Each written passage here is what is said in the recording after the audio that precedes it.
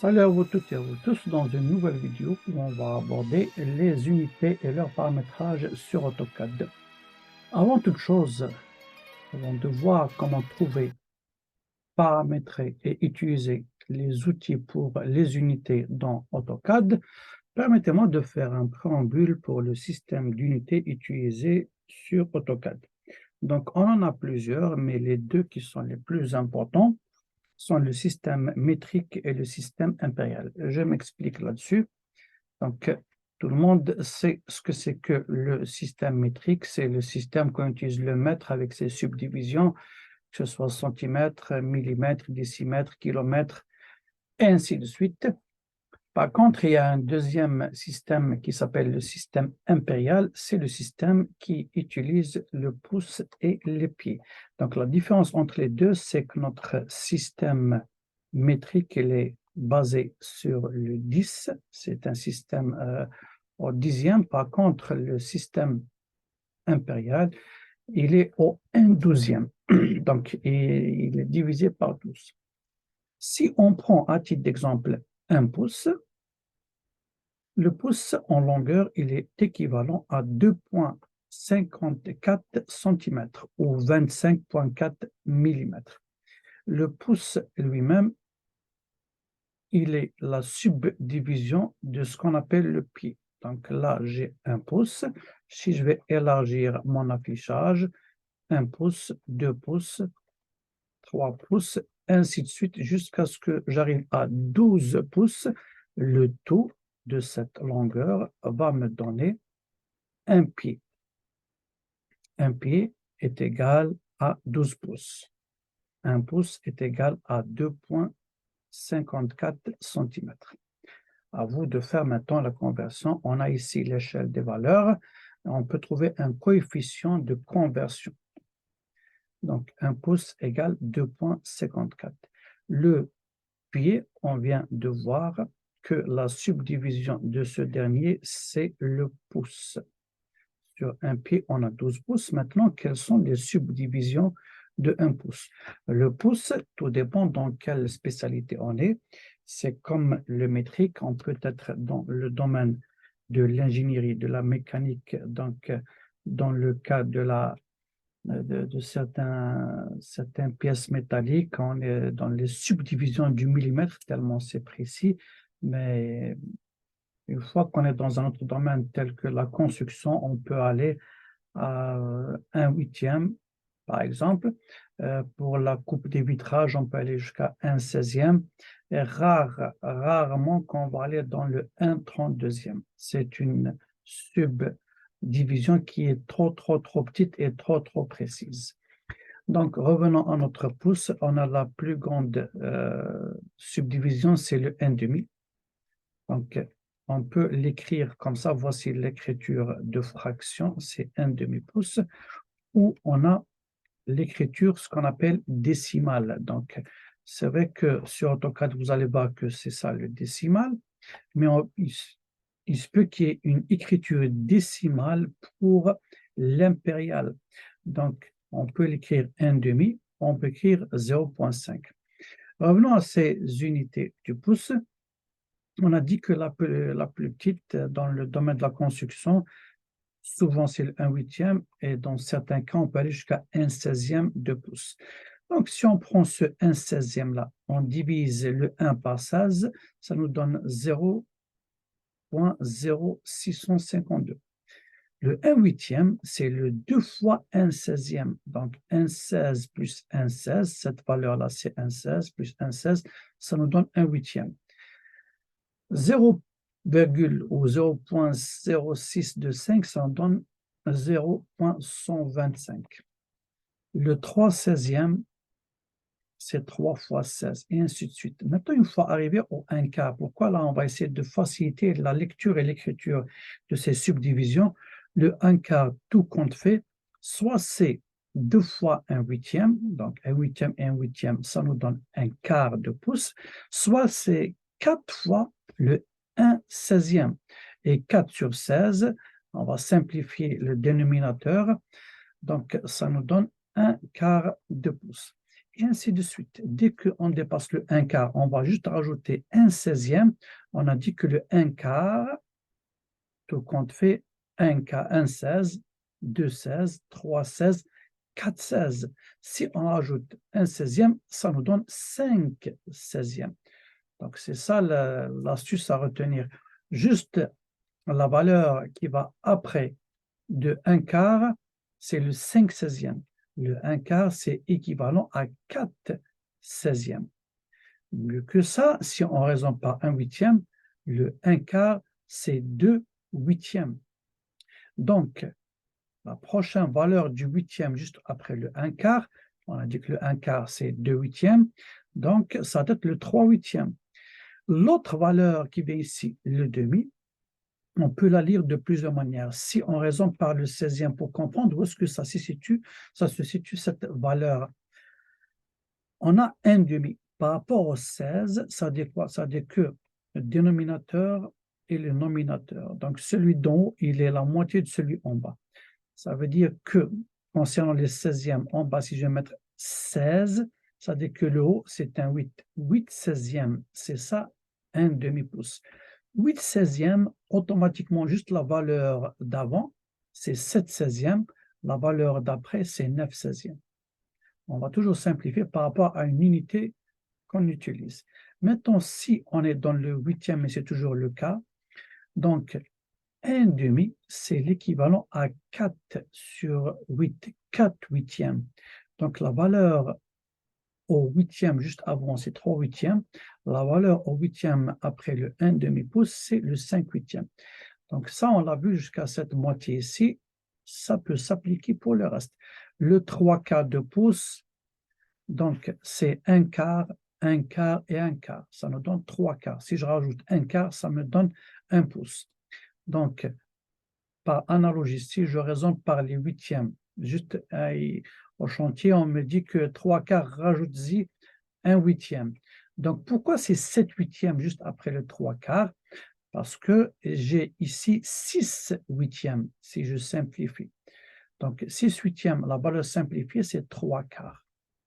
Et ainsi de suite. Donc, ça, c'est une bonne méthode pour comprendre nos affaires. Maintenant, pour la valeur décimale, c'est toujours le cas quand on va saisir des chiffres sur AutoCAD, c'est plus facile de les saisir en valeur décimale.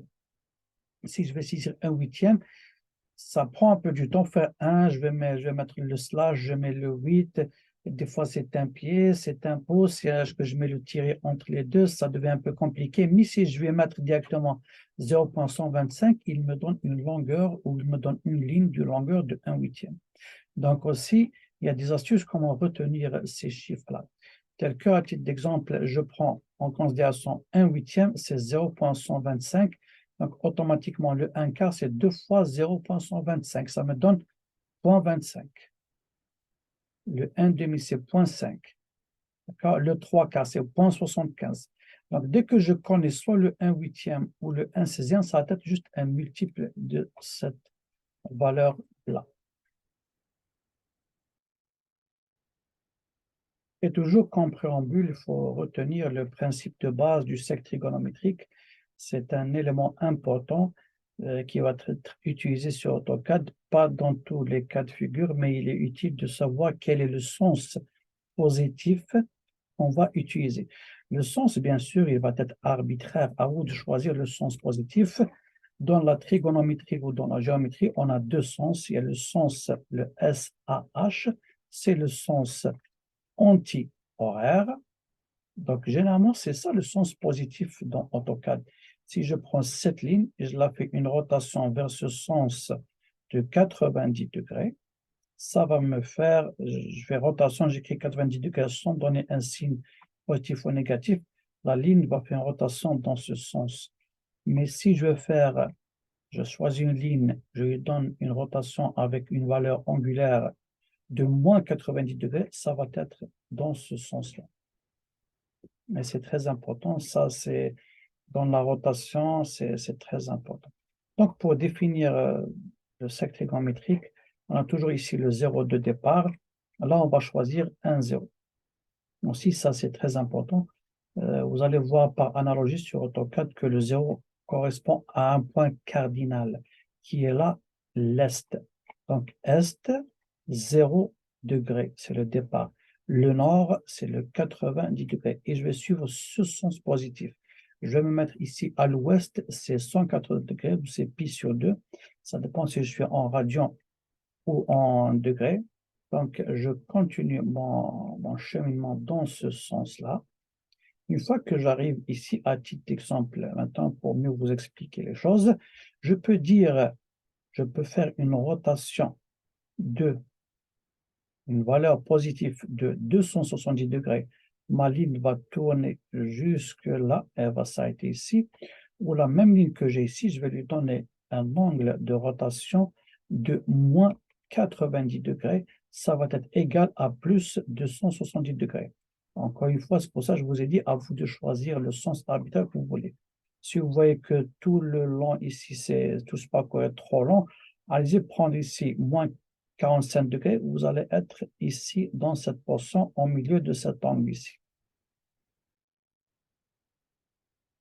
Le paramétrage des unités, c'est l'une des actions qui est toujours préférable et souhaitable de la faire en premier lieu avant d'opérer à n'importe quelle action sur votre dessin. Je m'explique. Donc, dès qu'on ouvre notre dessin, notre interface est vide, on va procéder au paramétrage de nos unités. Pour ce faire, il y a deux méthodes pour trouver la commande. Donc, soit on va avec un raccourci clavier, on va sur UN. Regardez, ici, vous pouvez observer que UN, Unities ou Unité, je clique dessus et j'ai mon interface ou j'ai ma boîte de dialogue qui va m'aider à paramétrer mes unités. Donc, je fais cancel avec le bouton gauche. Je vais ici sur... Donc là, je vais sur le bouton, je clique dessus, c'est le bouton, le grand A majuscule, c'est le A centraliseur. Donc, dès que je clique dessus, je vais sur Drawing et Utility. Donc, c'est les utilités de dessin ou Drawing Utilities. Et là, je vais chercher Unité. Je clique dessus et j'ai le même interface ou la même fenêtre que tout à l'heure. Bon, maintenant, ce qu'il y a lieu de comprendre, c'est qu'on a 1, 2, 3, 4 plages minimum à paramétrer. La première, en haut à gauche, elle concerne des longueurs, chose qu'on va commencer avec. Donc, on avait vu au préalable qu'on avait deux principaux types de longueur ou d'unité de longueur. Donc là, quand je clique, j'en vois 5. Donc, j'ai l'architectural, c'est celle qu'on avait vue au préalable, c'est notre valeur de mesure ou d'unité, ou le système d'unité impérial.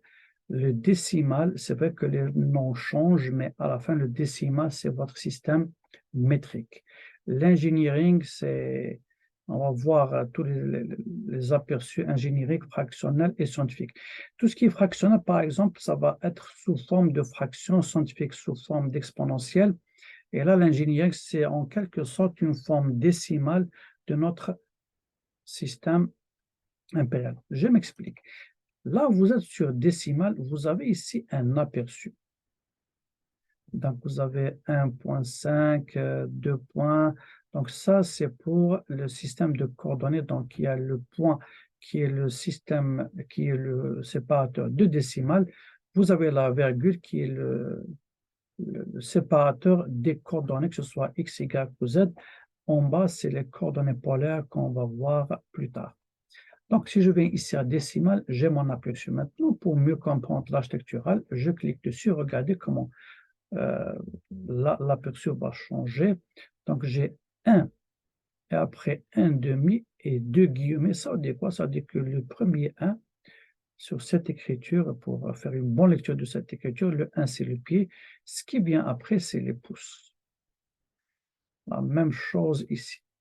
Je change d'architecture, j'ai le décimal qu'on a déjà vu. Maintenant, engineering, c'est toujours la même écriture que l'impérial, sauf que ici, on ne voit pas les slash ou on ne voit pas les fractions. C'est des valeurs ou c'est une écriture en décimale.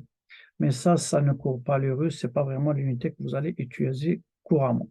Nous, dans tous les cas de figure, ça doit être décimal et dans certains cas, architectural. Donc, après l'ingénierie, on a le fractionnel. Tout ce qu'on va écrire va être sous forme de fraction. Donc, si je me dis par exemple 1,5, 1,5, ça va être 1, ça c'est le nombre entier avec 1,5 ici comme valeur décimale, on va l'écrire sous forme de fractionnel. Donc, si on peut le dire de manière banale, c'est tout ce qui vient après le 0, quelque chose. 0,33, c'est le 1 tiers, 1 sur 3, 0,75, c'est 3 quarts, et ainsi de suite. Maintenant, pour le scientifique, c'est purement l'exponentiel. Donc, ça, on peut utiliser pour les chiffres qui sont infiniment petits, avec un exponentiel moins quelque chose, ou très grand, donc exponentiel 10 puissance 6, et ainsi de suite. Donc, ça va nous éviter de faire une chaîne de caractères, une chaîne de numéros qui est interminable.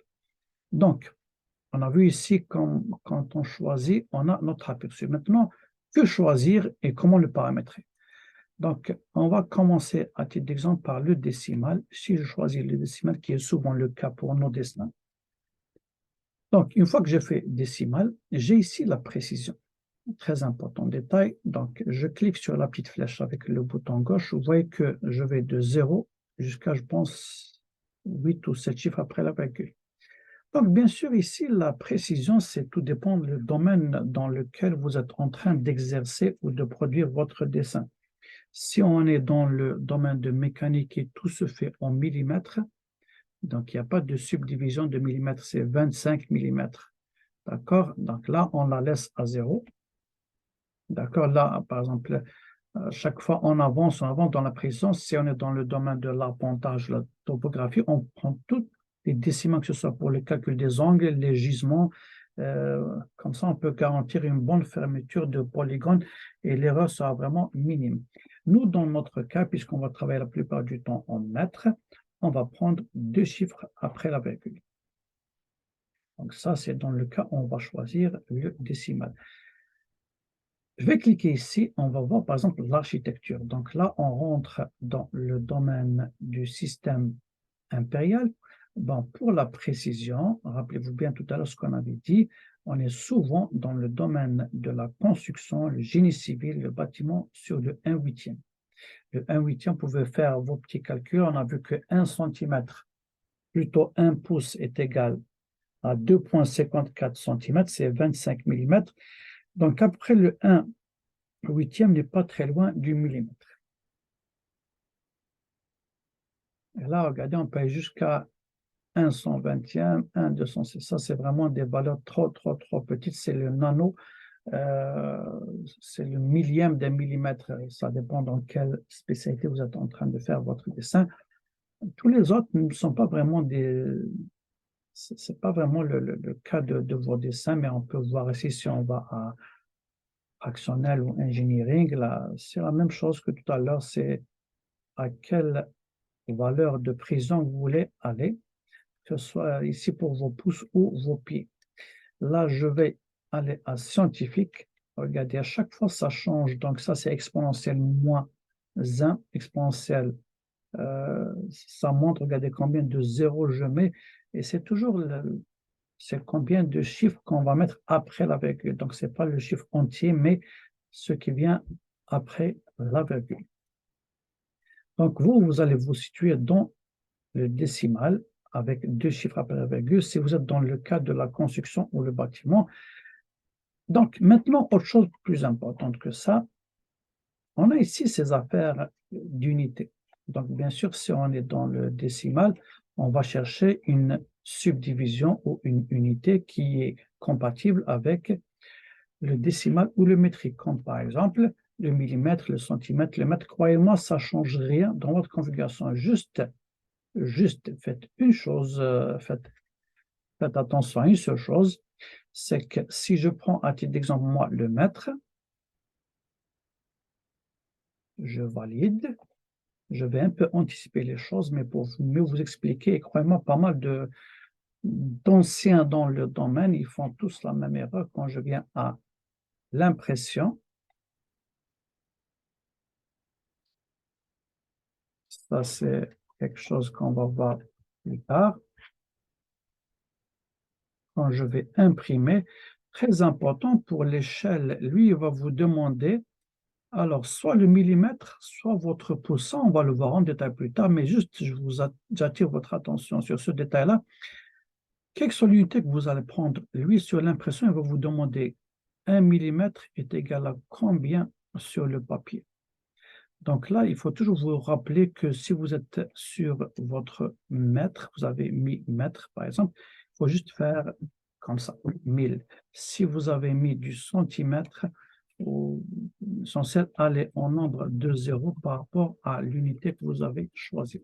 Donc pour le mètre, c'est 1000, le décimètre, le centimètre, c'est 10 millimètres, et ainsi de suite. Donc, quand je vous ai dit, il faut juste se rappeler de ce détail. Je fais annuler. Alors, je fais UN avec mon clavier. Je retourne. Si vous allez voir que la plupart du temps, les gens, pour éviter cette contrainte-là, ils vont toujours en millimètres. D'accord? Moi, je peux laisser mètre ou centimètre, ça ne change pas grand-chose. Je vais laisser centimètre, pourquoi pas. Donc, si vous êtes maintenant dans le cas architectural, on va ici et on va aller mettre inches. Rappelez-vous bien, on ne va pas mettre pied, on va mettre pouces. Donc, c'est les deux unités avec lesquelles vous allez travailler. Donc, une fois que je termine ça, je vais à cette partie-là qui est juste ici pour les valeurs angulaires. Donc, comme dans les longueurs, j'ai des unités. Pour les angles, j'ai des unités. Soit j'ai dans le degré décimal, j'ai le grade, j'ai le radian. Donc, mais nous, dans notre cas, on est toujours, que ce soit dans le grade ou dans le degré décimal. Le grade, c'est pour les appointeurs topographes. On va le voir, ça aussi. Le grade, c'est 200, c'est 100 grades par angle droit. Par contre, le degré, c'est 90 degrés par angle droit. Donc là, on constate que le grade est plus précis que le degré. C'est pour ça que les arpenteurs et les topographes l'utilisent. Une fois qu'on a terminé ça, on vient à ce qu'on avait dit tout à l'heure, le sens. Donc, le clockwise, c'est le sens horaire. Si je coche comme ça, alors je coche, regardez ici comment ça change. Je vais retourner à mon affaire de tout à l'heure, le cercle trigonométrique. Sur mon cercle trigonométrique ici, si je veux faire clockwise, je coche dessus. Alors, imagine, je suis toujours ici à 0. Si je coche le clockwise, c'est-à-dire le sens horaire, chaque fois que je veux faire un angle, le sens positif va être le sens horaire, le SH. D'accord? Donc, si je veux faire, par exemple, je vais monter ici par 90 degrés, ça va être une rotation avec une introduction d'angle de moins 90 degrés, puisque je choisis ça, le sens positif. Maintenant, moi, ce que je vous conseille, la chose la plus pratique pour vous, c'est de la décocher. Dès que vous la décochez, vous êtes dans l'autre sens, donc le sens anti-horaire. Et ça, c'est plus conventionnel parce que le cercle trigonométrique, il va dans le sens anti-horaire. Ça, c'est le degré décimal. On va choisir degré. Oui, degré décimal, c'est une valeur décimale des degrés. Donc là, je vais toujours mettre deux chiffres après la virgule. Mettre ici. Donc, un autre point très important, je viens ici vers direction. Dès que je clique ici, toujours essayer d'observer votre cercle trigonométrique. Là, je vous ai dit que la base, rappelez-vous bien tout à l'heure que l'est est à 0 degré. Donc, le 0 degré est là. Et c'est comme les 4 points cardinaux. Donc, j'ai l'est qui est ici. Suite à ça, j'ai au nord, j'ai 90 degrés. 90 degrés. Ainsi de suite. Maintenant, si je ne veux pas que dans certains cas, peut-être je dirais dans certains calculs de topographie ou d'appontage, on veut démarrer d'ici. C'est ça notre 0. Alors, qu'est-ce qu'on fait? On va cliquer sur nord ici.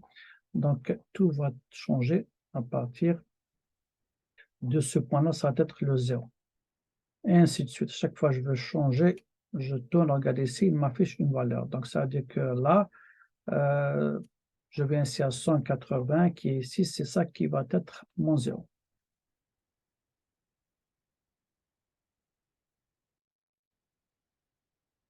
Il arrive dans certains cas qu'on n'est pas dans le cas conventionnel, c'est-à-dire où ça veut dire que, regardez le cercle de trigonométrique ici, il se peut qu'il a une rotation, à titre d'exemple, ici je fais une rotation de 15 degrés dans le sens anti-horaire.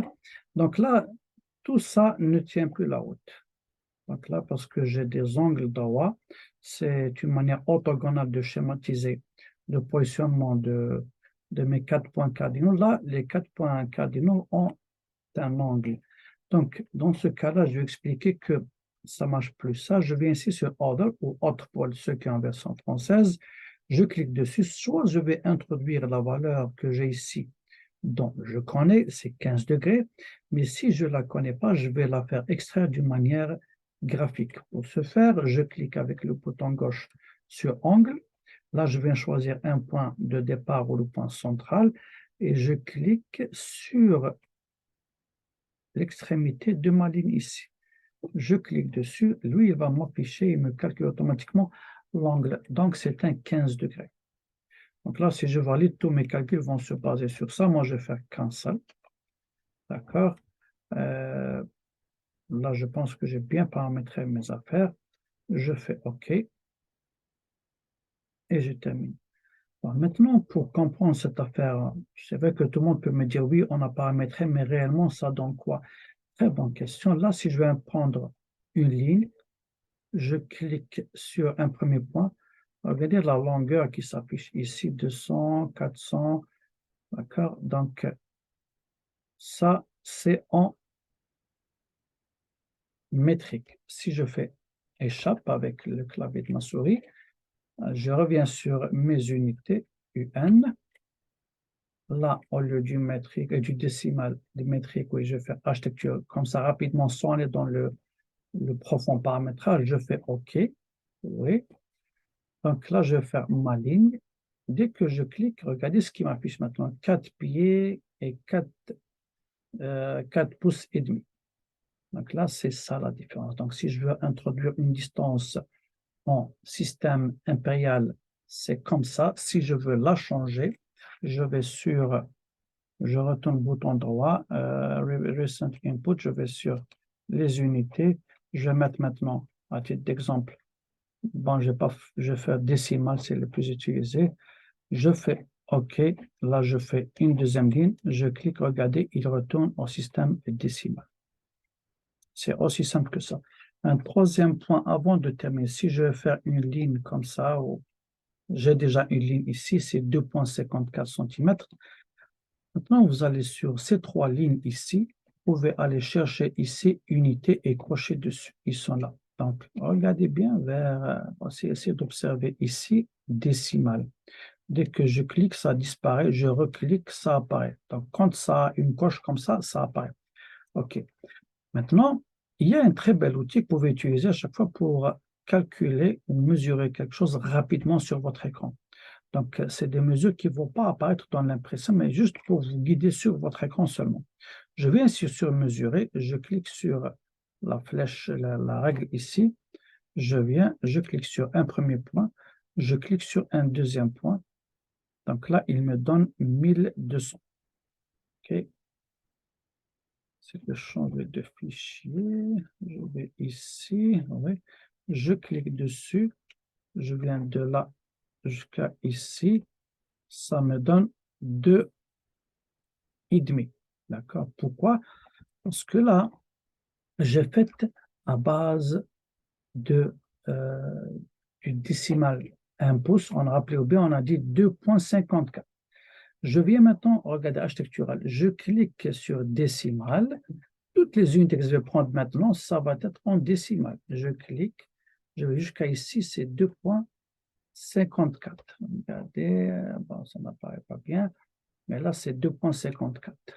OK, là, on peut la voir, c'est ici. Donc, l'usage de ça à la fin, ce n'est pas pour convertir, mais si j'ai ici, j'ai configuré, par exemple, tout mon système AutoCAD avec le système décimal, j'ai mis 2,54. Je prends ici le décimal, ça me donne 2,54. Mais si je veux prendre architectural, il va me donner 2,5 ou 2,54. Mais regardez ici, pour mieux vous expliquer, je vais essayer d'effacer tout ça, par exemple, pour que ça apparaisse mieux. Je vais ici, je sélectionne d'ici jusqu'à ici, c'est 2,5, donc c'est 2,5 à peu près, mais ça me donne un système impérial. Donc, il faut faire juste attention à ça. On peut donc à tout moment voir quelle est la valeur, que ce soit en pouces ou en millimètres, centimètres, et ainsi de suite.